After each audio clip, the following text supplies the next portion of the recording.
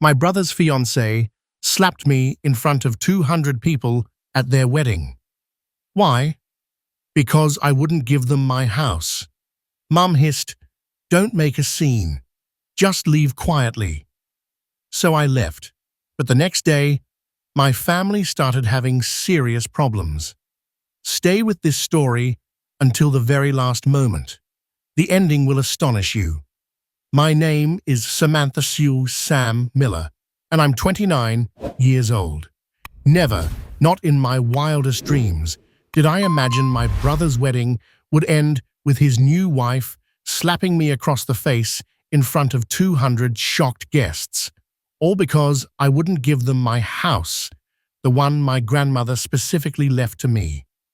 The moment Catherine Parker's remarcent hand struck my cheek, my mother leaned in and hissed, "Don't make a scene, Sam. Just leave quietly." And so I did. But what happened the very next day changed everything. If you're watching this video, please like, subscribe to the channel, and tell me in the comments where you're watching my story of revenge from. I want to know how far it has reached. Before I dive into this absolute nightmare, leave a comment telling me where you're watching this from. Hit the like button and subscribe if you've ever had to stand your ground against family pressure. Trust me, you'll want to hear how this all resolved. My grandmother, Eleanor, was more than just a relative. She was my rock, my confidant, and honestly, my favorite person in the world. Since I was little, I spent nearly every weekend at her beautiful Victorian home on a Maple Street. It was a stunning 3-bedroom house with original hardwood floors, a wraparound porch, and the kind of character you just don't find in modern construction. I helped her tend her garden, learned her secret recipes in that spacious, vintage-tiled kitchen, and listened to her stories on the porch swing as the sun went down. My brother, James, 3 years my senior, never had much interest in visiting Grandma Eleanor. Even as kids, he'd make excuses not to go, baseball practice, seeing a movie, simply saying it was boring to hang out with an old lady. As we grew older, the pattern continued. When James went off to college, his visits were limited to obligatory holiday appearances. After graduation, when he moved back to our hometown for his job at a local bank, he'd stop by maybe twice a year, staying the bare minimum out of courtesy. Meanwhile, I built my adult life with Grandma Eleanor firmly at the center. After college, I got a job as an elementary school teacher just 20 minutes from her house. I visited 3 or 4 times a week, helping her with groceries, driving her to doctor's appointments, or just sharing a cup of tea and a conversation. When she was diagnosed with cancer 5 years ago, there was no question who would be her primary caregiver. Those last 2 years of her life were difficult but precious. I cut back to part-time teaching so I could take her to chemotherapy appointments, manage her medication, and eventually provide the hospice care she needed. James visited her exactly twice during her illness, once when she was first diagnosed and again about a week before she passed away. My parents came more often, but always with the air of people fulfilling an obligation rather than providing genuine support. When Grandma Eleanor passed away 3 years ago, I was devastated. She had been more of a mother to me than my own mother, Barbara, who always seemed more concerned with keeping up appearances than forming real connections. The reading of the will surprised everyone except me. Grandma left me her house along with most of her savings and personal belongings. James received her car, which he quickly sold, and a modest cash inheritance. "She left you the house?" my mother had exclaimed, her voice tight with indignation. "But that should be for both children." My father, Thomas, had placed a hand on her arm. "Barbara, It was Eleanor's decision. She knew what she was doing. James didn't say much that day, but the tight line of his mouth and the coldness in his eyes told me everything. He believed he deserved half of everything, despite barely having maintained a relationship with our grandmother. I truly wonder if you were in my place. What would you do? Would you choose to be quiet, to maintain peace, or would you dare to face everything to reclaim your voice? I want to know your opinion, because every story is like a candle that can light the way for someone else. To me, the house wasn't about the money. It represented my connection to Grandma Eleanor, and I immediately made plans to move in and restore it to its former glory. I spent every dollar and free weekend painting, refinishing floors, and updating the plumbing, all while carefully preserving the home's historic character. It became my sanctuary, my pride and joy. A few months after I moved in, James showed up unexpectedly. He walked through the rooms, nodding appreciatively at the improvements I'd made. "You know," he said casually, leaning against my kitchen counter, "this place must be worth at least £400,000. Now, if you sold it, we could split the money and both put a down payment on our own houses." I nearly dropped the coffee mug I was holding. "James, this is my home. Grandma left it to me because she knew how much it meant to me." "Come on, Sam," he responded, a harsher edge in his voice. "You know it's not fair that you got everything. We're both her grandkids." That was the moment I realized this inheritance would always be a point of contention between us. What I didn't know then was how much worse it would get once Catherine came into the picture. James met Catherine Parker at a charity gala for the bank where he worked. From the first time he mentioned her, I knew she was different from his previous girlfriends. He'd always dated ambitious women, but Catherine was in another league. At 32, she was a marketing executive at a luxury real estate firm with the kind of polished look that screamed money and status. The first time I met her was at my parents' house for Sunday dinner, about a year after Grandma Eleanor passed. Catherine arrived wearing designer clothes and carrying a handbag that probably cost more than my monthly salary. Her smile was perfect, her manners impeccable, and my parents were instantly charmed. "James tells me you live in your grandmother's old house," Catherine said, as we sat in the living room before dinner. "How quaint. It's in one of those historic districts, right?" I explained the location and a little about the house's history, feeling an unexpected need to justify my attachment to it. "Oh, I know that area," she replied, her eyes lighting up with interest.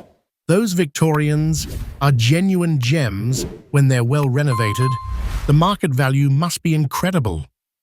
It was the first red flag, her immediate focus on the monetary value of the house rather than its sentimental worth. James and Catherine's relationship progressed at lightning speed. In 3 months, they were engaged. In 6, they had set a wedding date for just 4 months away. My mother, Barbara, was thrilled, instantly bonding with Catherine over wedding planning and future grandchildren. My father, always more reserved, seemed pleased James had found someone so successful. As the wedding preparations began in earnest, Catherine's interest in my house intensified.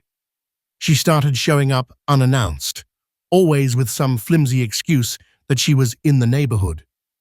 "I was meeting with a client nearby and thought I'd drop by to see what you've done with the place," she'd say, sweeping through my rooms with an evaluating gaze.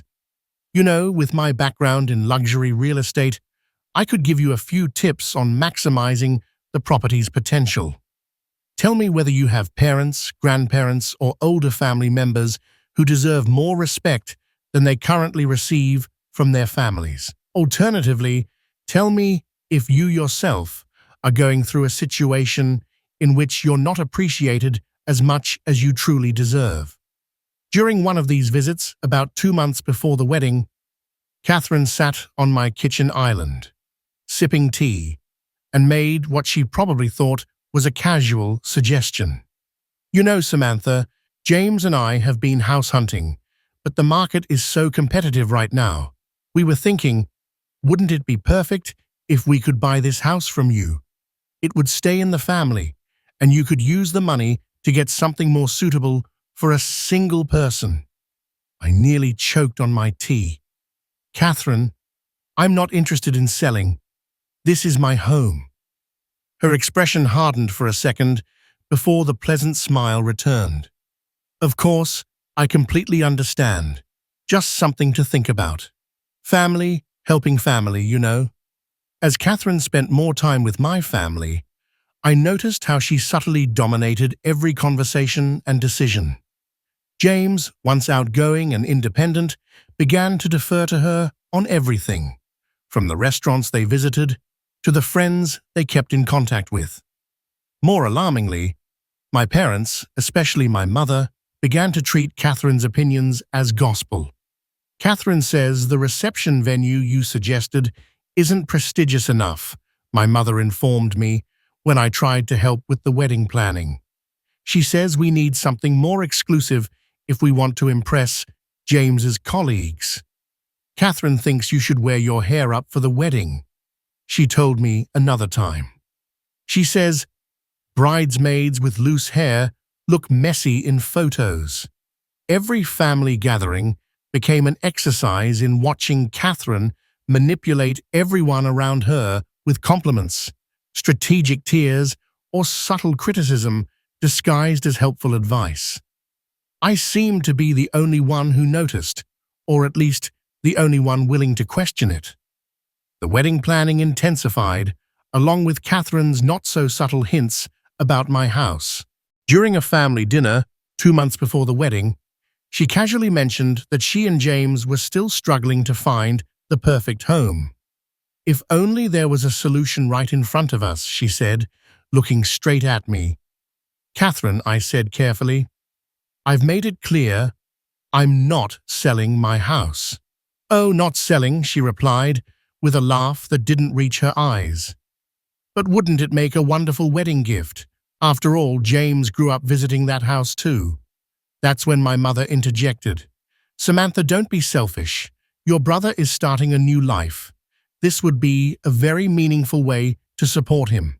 I looked at James, hoping he would step in, but he just studied his plate in silence.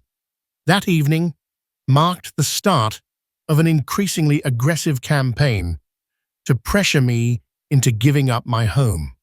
The pressure to help out my brother by giving him my house ramped up quickly in the 2 months leading up to the wedding.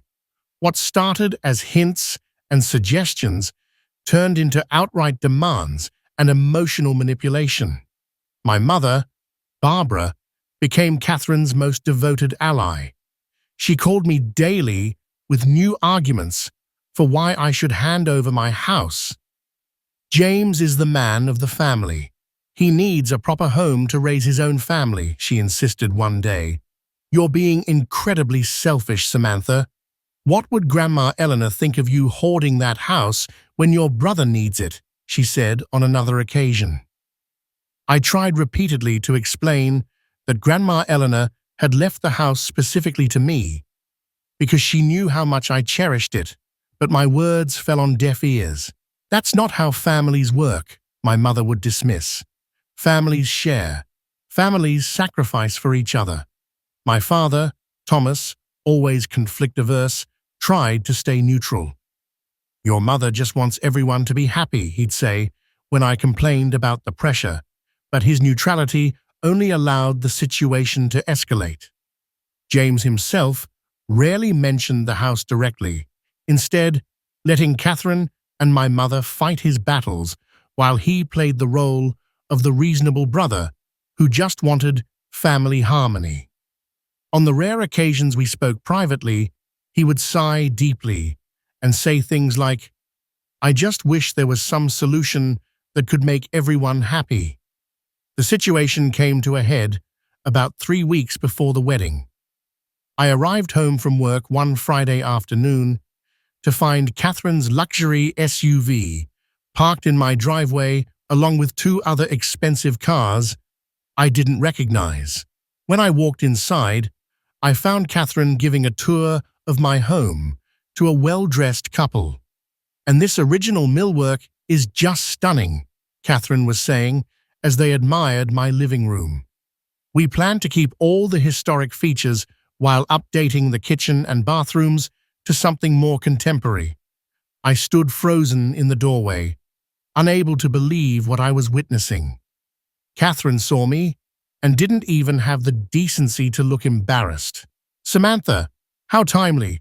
Let me introduce you to Martin and Diane. They're friends from the club, and they wanted to see the charming Victorian I've been telling everyone about." "Everyone out," I said quietly, my hands shaking with rage. Catherine's friends looked confused, but something in my expression must have convinced them this wasn't a good time. They mumbled awkward goodbyes and slid past me to their car. When they were gone, Catherine's pleasant mask dropped instantly. "That was incredibly rude, Samantha. They are very influential people in this town." "What's rude is giving tours of someone else's house without permission," I shot back. "How did you even get in?" She waved her hand dismissively. "James still has his key from when he visited your grandmother. Look, I don't see why you're making such a fuss about this. It's going to be our home after the wedding anyway." "Catherine, for the last time, I am not giving you my house, not as a gift, not for sale. Ever. I need you to respect that and stop this madness." Her eyes narrowed and then, to my astonishment, she burst into tears, not a soft weep, but a full, dramatic sob that seemed to come from nowhere. "I've tried so hard to be part of this family," she wailed. "I've been nothing but kind to you, and you're ruining everything. James and I need this house for our future." I later learned she called my mother immediately after leaving, painting me as the villain who had cruelly thrown her and her friends out. My phone rang within minutes of Catherine's departure. "How dare you treat Catherine that way?" my mother shrieked without even saying hello. "After all she's done to include you in the wedding, your grandmother would be ashamed of your behavior." My attempts to explain what had actually happened fell on deaf ears. My mother had already decided I was the problem. The final confrontation took place at a family dinner the weekend before the wedding. Catherine had been avoiding me since the house tour incident, but my mother insisted we all needed to clear the air before the big day. We sat around my parents' dining room table in tense silence until my mother cleared her throat. "Samantha, we need to talk about your wedding gift for your brother and Catherine." "Mum, there's nothing to talk about," I said firmly. "I've made my position clear." "This stubbornness is unbecoming of you," my mother snapped. "Catherine and James need a proper home. You live alone in a house meant for a family. A house that was left to me," I reminded her. "Your grandmother would have wanted you to share it," my mother insisted. James finally spoke up. "Sam, be reasonable. You know that house is too big for one person. Catherine and I would give it the life it deserves." I looked around the table at my family, my mother's disapproving frown, my father's uncomfortable silence, James's entitlement, and Catherine's calculated expression of hurt. In that moment, I felt completely alone. "This conversation is over," I said, standing up. "I will not be giving away my house. Not now, not ever. And if you can't respect that, then maybe I shouldn't be at the wedding at all." "Don't be dramatic," my mother hissed. "You will be in your brother's wedding, and you will behave. This family has to keep up appearances." I walked out of that dinner feeling more isolated than ever, dreading the wedding that was now only a few days away. Little did I know, the worst was yet to come. The morning of James and Catherine's wedding dawned with perfect weather, sunny, and a gentle breeze, exactly the kind of day Catherine had demanded of the universe for her special day. I arrived at the country club at 9 a.m. as instructed, my bridesmaid dress protected in its garment bag. My stomach was tied in knots. The bridal suite was a whirlwind of activity. Catherine sat in the center like a queen, surrounded by her 3 bridesmaids from her side, her mother, and my mother. They were all fawning over her as a makeup artist applied her foundation. "Samantha, you're late," my mother chided, even though I was exactly on time according to the schedule. Catherine glanced at me in the mirror. "It's all right, Barbara, as long as she's ready in time for the photos." Her voice was honey-sweet, but her eyes remained cold. The next 5 hours were an exercise in fake smiles and strained politeness. I had my hair and makeup done alongside the other bridesmaids, all friends of Catherine from college or work. They chatted about inside jokes and shared memories while I sat in silence, feeling like an outsider. During the pre-ceremony photos, Catherine was careful to place me on the edge of every group shot. When the photographer suggested a shot of just the bride with her future sister-in-law, Catherine skillfully deflected it. "We're running behind. Let's focus on the essential shots." My brother James seemed distant, already entirely orbiting around Catherine's needs and desires. When I managed a moment alone with him, I tried to connect. "Nervous?" I asked, with a genuine smile. He looked toward where Catherine was speaking with the wedding planner. "I just want to make sure everything is perfect for her. She deserves it." "James," I said carefully, "are we okay? I feel like there's been this tension." "Today is not the day, Sam," he cut me off. "Let's just get through the wedding without any drama, all right?" The ceremony itself was elaborate and flawless, exactly as Catherine had planned. 200 guests filled the country club lawn, which had been transformed with thousands of white roses and crystal decor. Catherine walked down the aisle in a designer gown that reportedly cost more than some people's cars. James looked handsome in his tux, beaming at his bride. Standing up front with the other bridesmaids, I tried to feel happy for my brother. Despite everything, I wanted him to have a good marriage. I just wished it was with someone who genuinely loved him for who he was, not for what he could provide. The reception kicked off at 5 p.m. in the country club's grand ballroom. Crystal chandeliers sparkled overhead, and every table was adorned with elaborate floral centerpieces.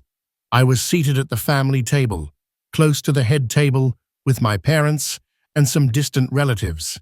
After dinner came the speeches.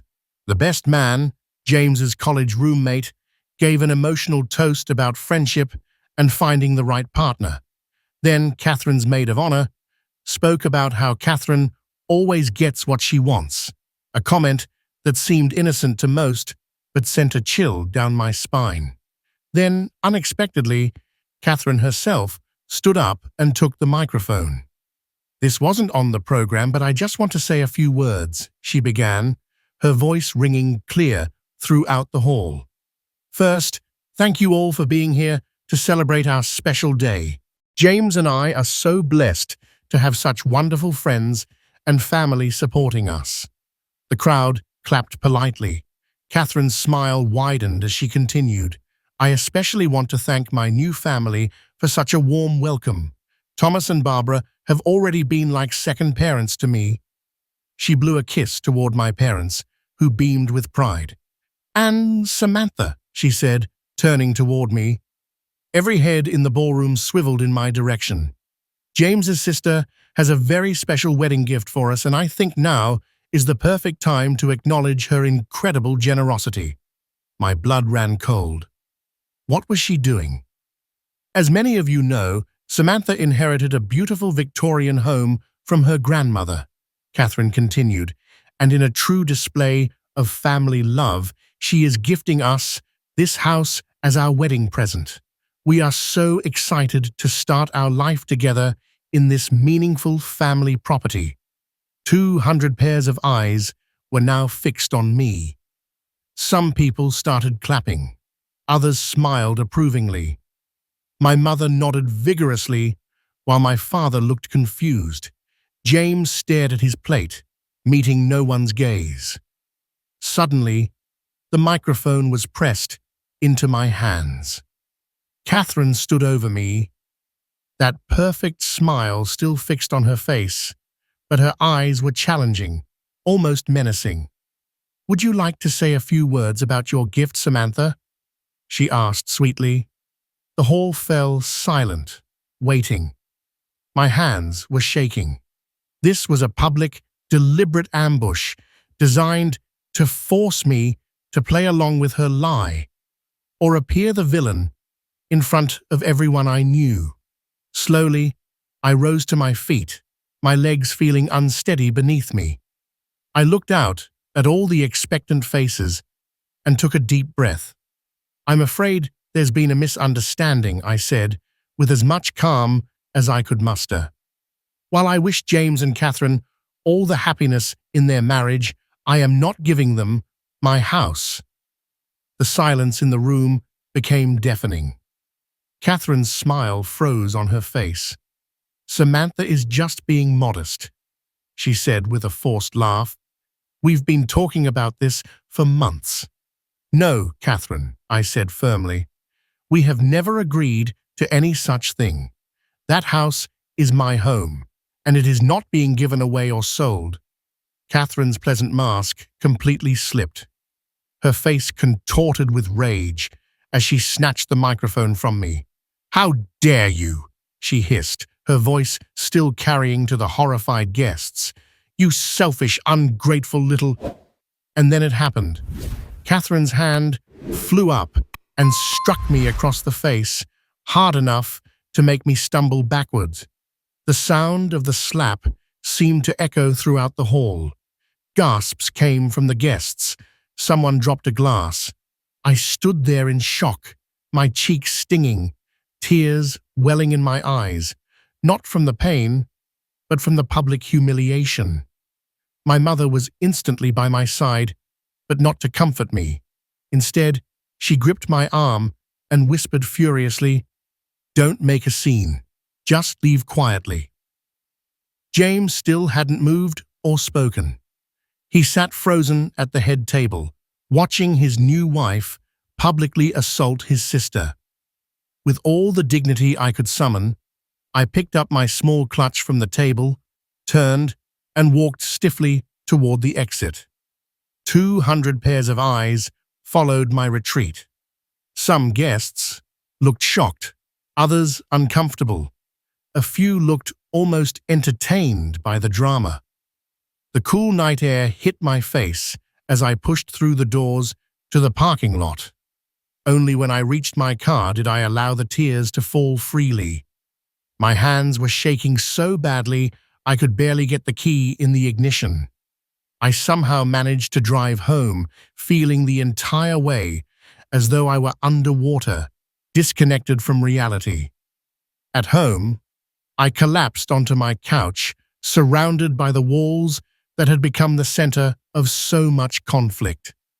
The beautiful house, which had been my grandmother's last gift to me, which had become my sanctuary, had now also become the reason for my public humiliation and my family estrangement. I fell asleep there, on the sofa, still in my bridesmaid dress, with dried tears on my cheeks, having no idea that by this time tomorrow, everything would change again. I woke up the next morning with swollen eyes and a dull ache in my chest.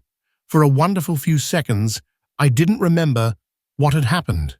Then it all rushed back. Catherine's public lie, the slap, My mother's cold disdain, James's silence. The walk of shame past 200 stunned guests.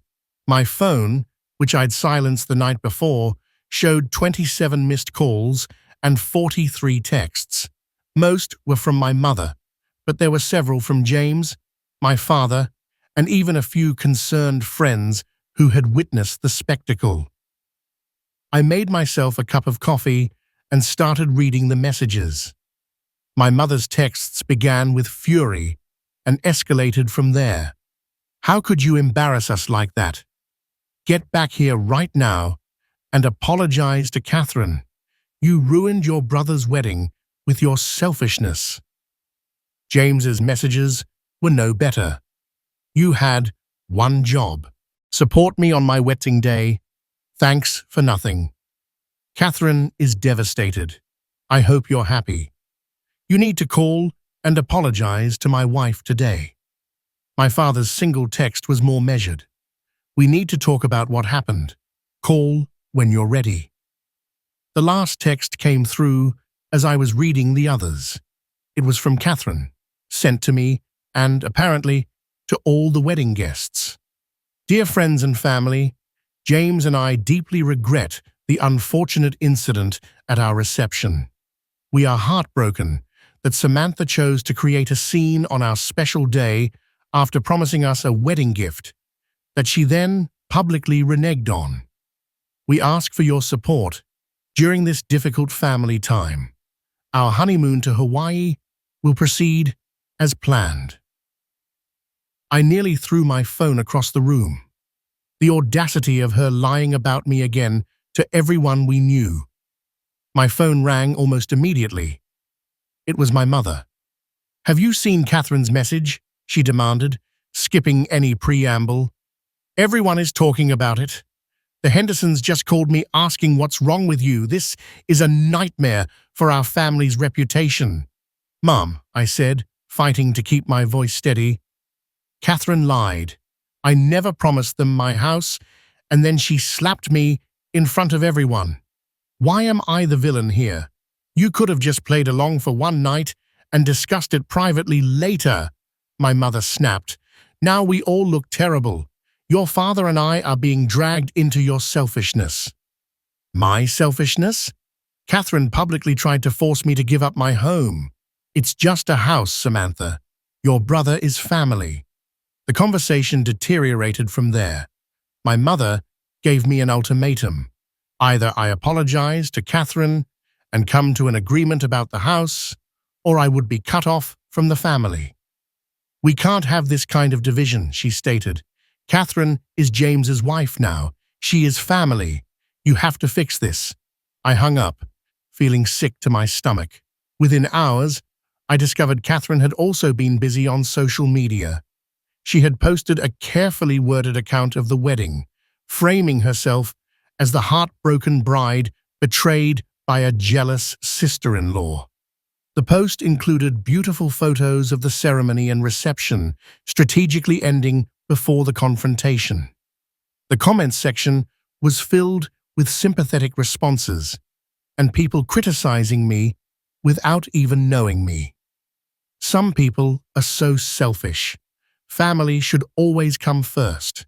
I'm so sorry your special day was marred by drama. I felt like I was living in an alternate reality where I had somehow become the villain in my own life story. Later that afternoon, my phone rang again. It was Melissa, a woman who lived in my neighborhood and had attended the wedding as a +1 of one of James's colleagues. Samantha, I hope you don't mind me calling. I got your number from the neighborhood directory. I just wanted to see if you're okay after last night. Her kindness almost made me break down again. I'm holding up, I managed to say. Listen, Melissa said, I know we don't know each other well, but something doesn't sit right with this whole situation. Catherine has been telling people for months that she and James were moving into a family property after the wedding. She even invited several of us to a housewarming party next month at your address. I just assumed it was all settled. I felt like I'd been punched in the gut. What? She's been planning a housewarming party at my house? Yes, she's been talking about renovation plans, showing curtain fabric samples, everything. She even brought a few of us by to see the exterior about 2 months ago, though she said we couldn't go in because you were being difficult about the transition. After thanking Melissa for her honesty, I sat in stunned silence. Catherine had been planning this for months. She had been telling everyone she was moving into my house long before the wedding, long before her public ambush. This wasn't a spontaneous wedding day drama. It was the culmination of a calculated campaign. My phone barely stopped ringing for the rest of the day. Other calls came from wedding guests who had witnessed the confrontation and felt something was off with Catherine's version of events. With each conversation, more troubling information emerged. Catherine had told several guests the house had actually been left to both James and me, but that I had manipulated my grandmother into changing her will. She told others that I had explicitly promised the house as a wedding gift months ago, but was now mentally unstable and changing my story. The most shocking revelation came from my cousin, Rachel, who called that evening. "Sam, there's something you need to know. I overheard Catherine talking to James at the rehearsal dinner. They're in serious financial trouble. Apparently, they've already put down deposits on furniture and hired contractors for renovations on your house." Catherine kept saying, "What are we going to do if she doesn't budge?" James told her not to worry, they'd figure out a solution. "Wait," I said, trying to process this information. "They've already spent money renovating a house they don't own and have no right to?" "Yes," Rachel confirmed.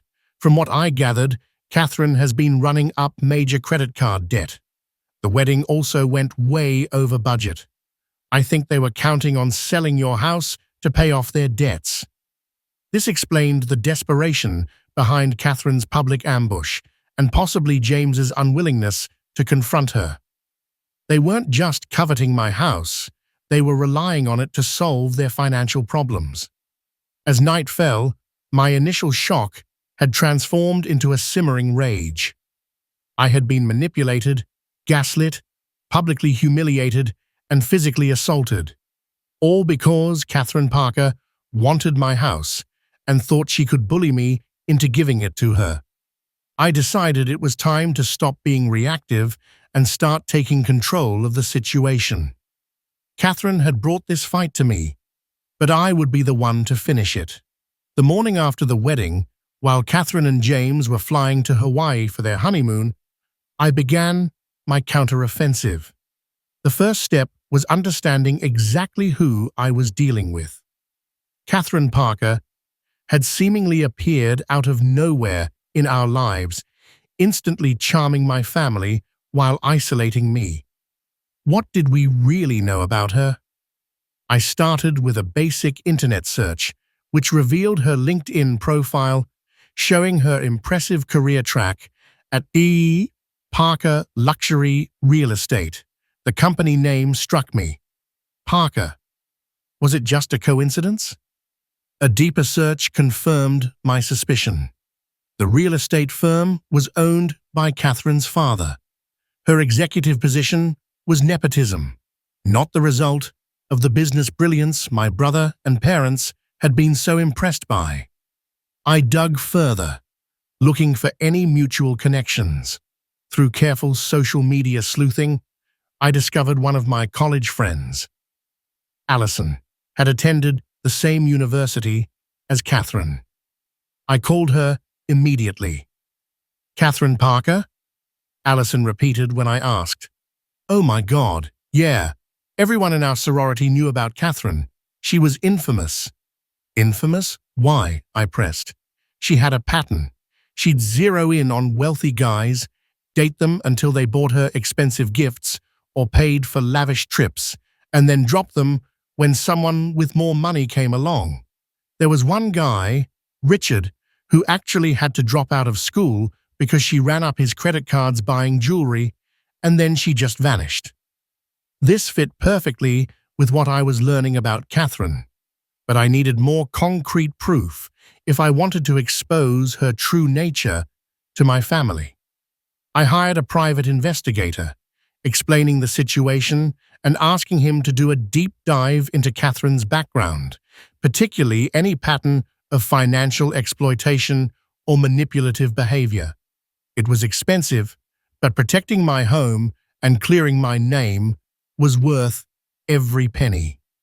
While I waited for the investigator's report, I consulted with an attorney about the wedding slap and Catherine's defamatory statements. "You have a solid case for both assault and defamation," the lawyer advised me. "The assault has multiple witnesses, and her written statements falsely claiming you promised the house as a gift are clearly damaging your reputation. But legal action would mean a long public battle. Are you prepared for that?" I wasn't sure. A lawsuit would further divide my family, but I also couldn't let Catherine's behavior go unanswered. I decided to hold off on legal action until I had more information. 3 days later, the private investigator delivered his report, and it was more damning than I could have imagined. Catherine had a history of financial manipulation that went far beyond college dating games. She had been engaged twice before James, each time to wealthy men, and each engagement had ended mysteriously.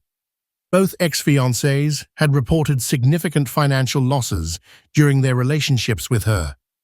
Most relevantly, her previous engagement had involved a situation eerily similar to mine. Her ex-fiancé's grandmother owned a valuable property that Catherine had apparently set her sights on. When the grandmother refused to include Catherine in her will, the engagement mysteriously ended. The report included the contact information for Catherine's previous almost mother-in-law, Margaret Reynolds.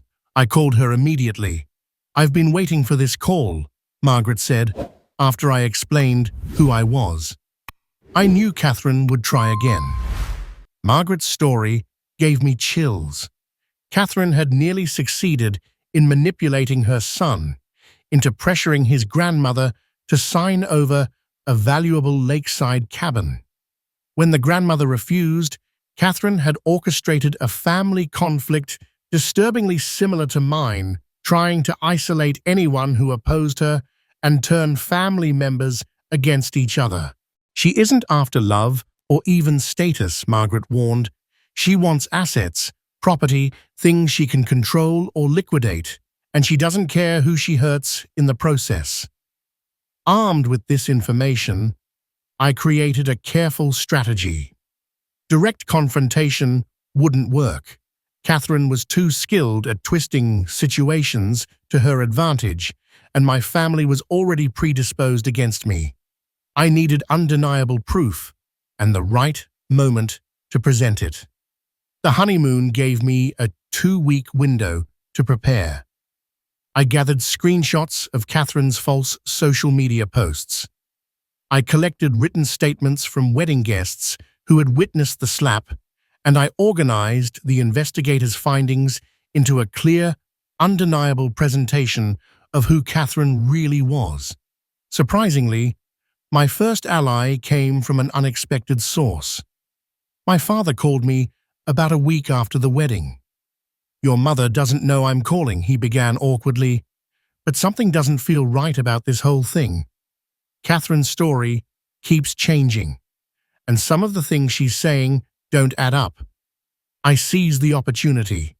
"Dad, I have information about Catherine that you and James need to see. Real proof about who she really is and what she's doing to our family." He hesitated. "Your mother is convinced you're just jealous of James's happiness." "Dad, Catherine slapped me in public. Does that sound like something a reasonable person does? Please just look at what I found before you make up your mind." To my relief, he agreed to meet me for lunch the next day. I brought copies of the most damning documents, evidence of Catherine's previous broken engagements, testimonies from people she had manipulated, and proof of her lies about my house. My father read everything slowly, his expression growing more troubled. When he finished, he looked up at me with a new understanding in his eyes. "I had no idea," he said quietly. "All this time, I thought it was just normal wedding stress and family adjusting. This is calculated." "It is," I confirmed. "And James is her target. She's using him to get what she wants." My father nodded slowly. "Your mother won't be easily convinced. She's too invested in the idea of Catherine as the perfect daughter-in-law." "I know. But James needs to see this before it's too late. They've only been married a week.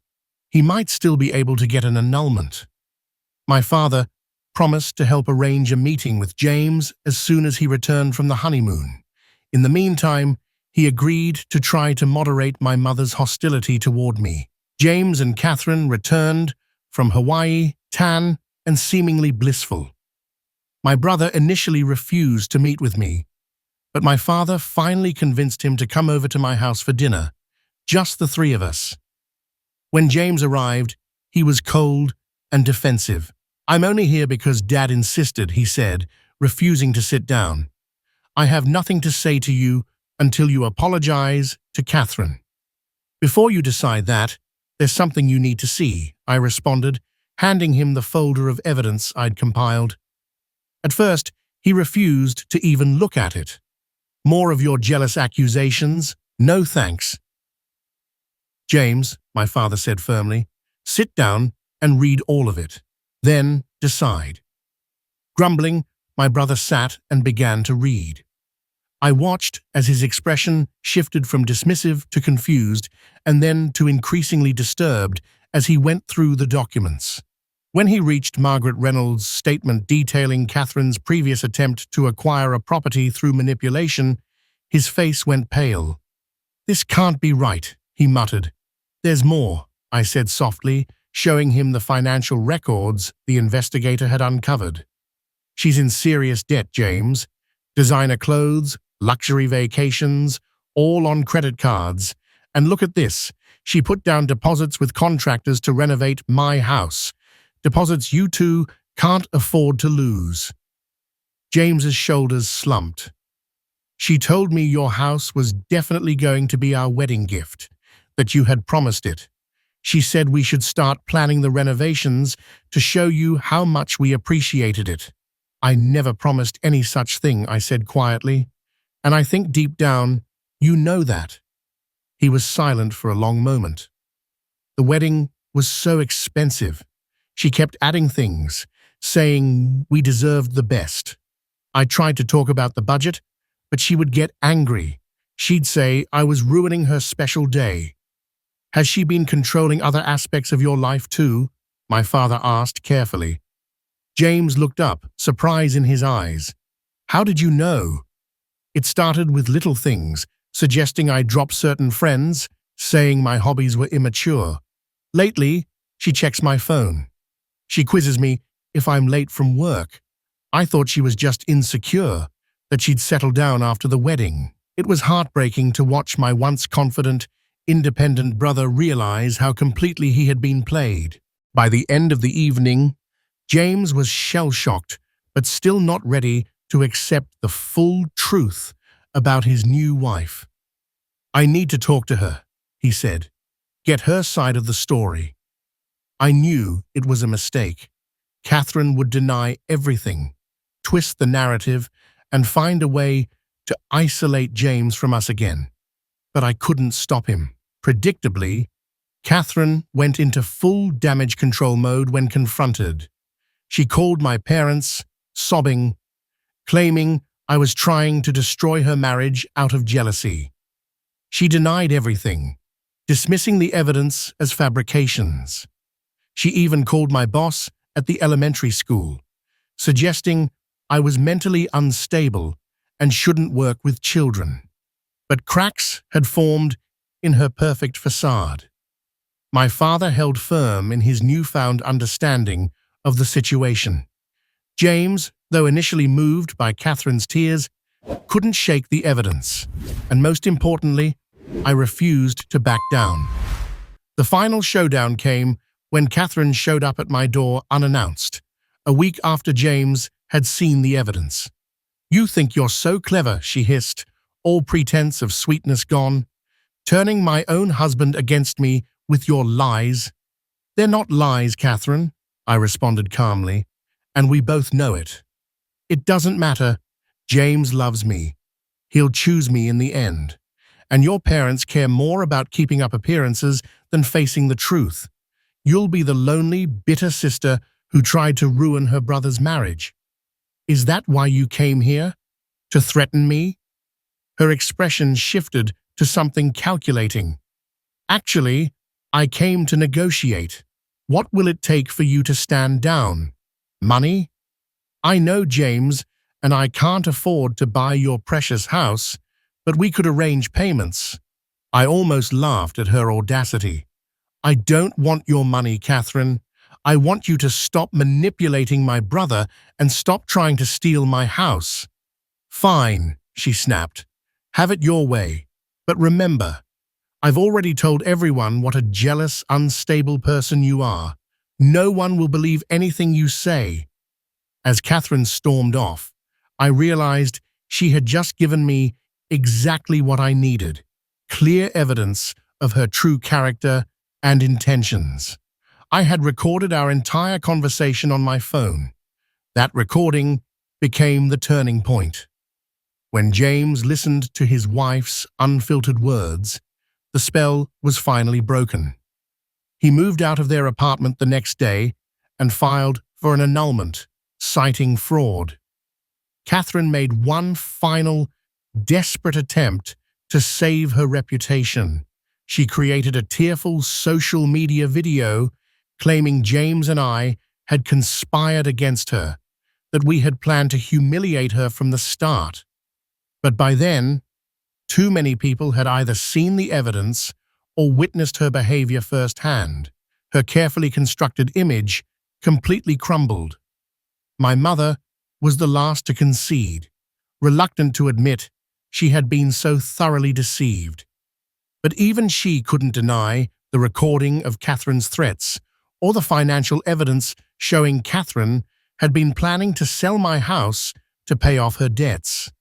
2 months after the wedding that nearly destroyed our family, Catherine moved out to start fresh in another city.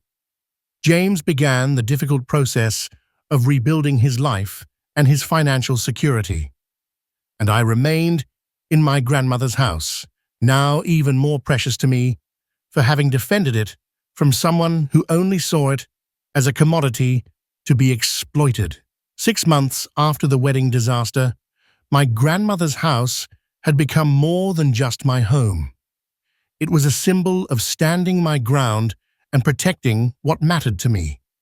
I had completed the kitchen renovation I'd been planning before all the drama, replacing the antique appliances while carefully preserving the vintage tiles Grandma Eleanor had loved.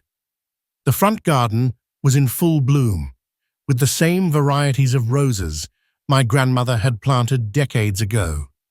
On weekends, I would sit on the porch swing with a cup of coffee, feeling her presence, and knowing she would have been proud of how I handled the situation. James and Catherine's marriage was officially over. The annulment was granted on the grounds of fraud, after evidence emerged that Catherine had concealed significant debt from James before the wedding. According to mutual friends, she had already moved on to a new target, a divorced real estate developer in her new city.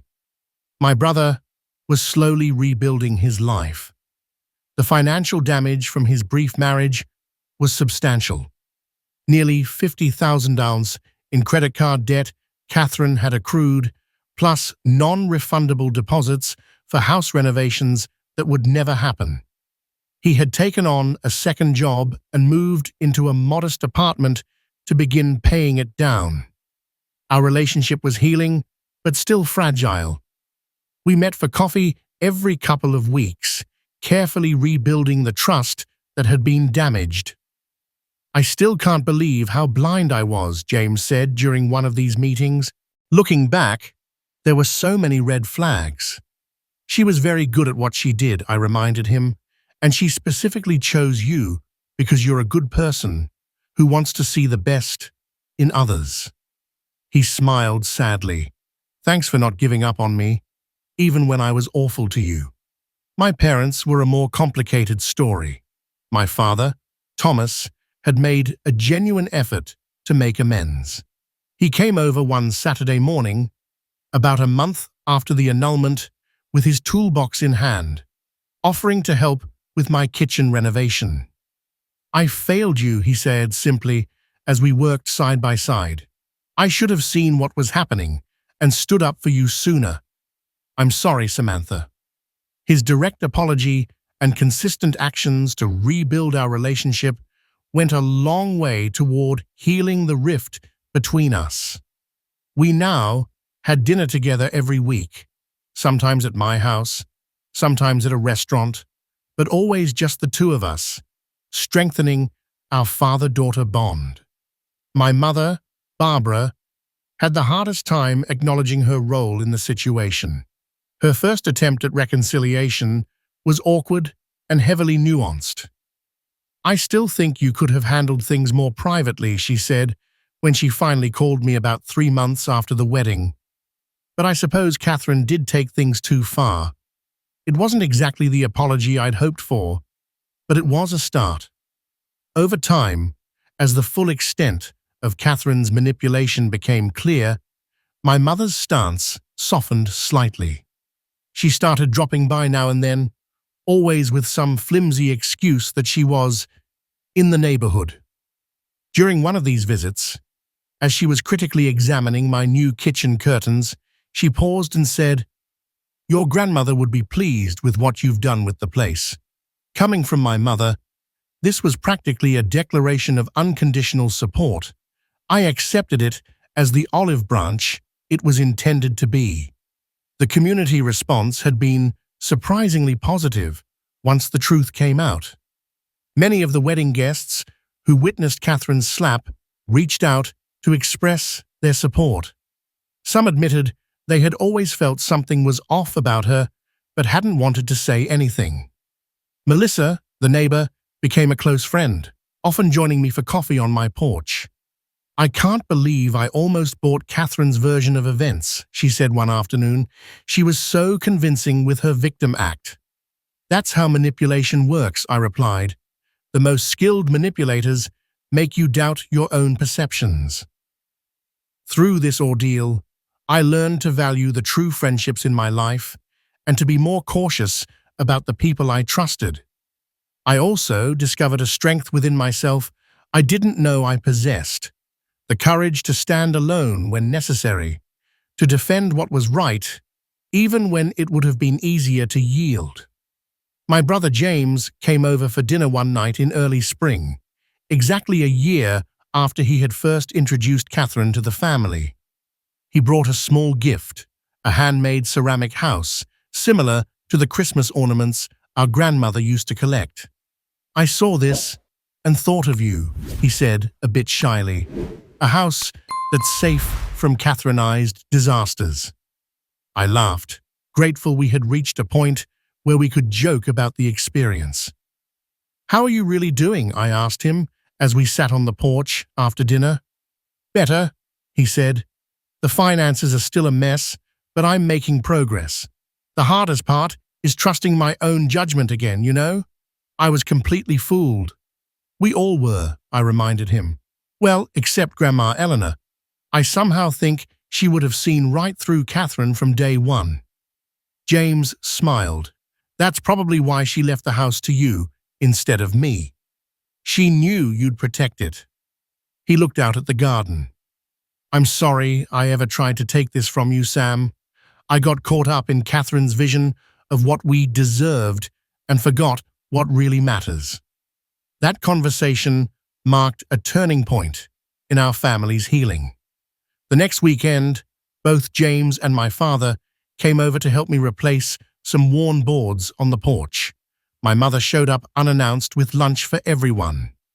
It wasn't perfect. My mother still made the occasional passive-aggressive comment, And there were moments of uncomfortable silence, but it was a real family, imperfect and slowly healing. As spring turned to summer, I hosted a proper housewarming party, the one I should have had when I first moved in, before Catherine entered our lives.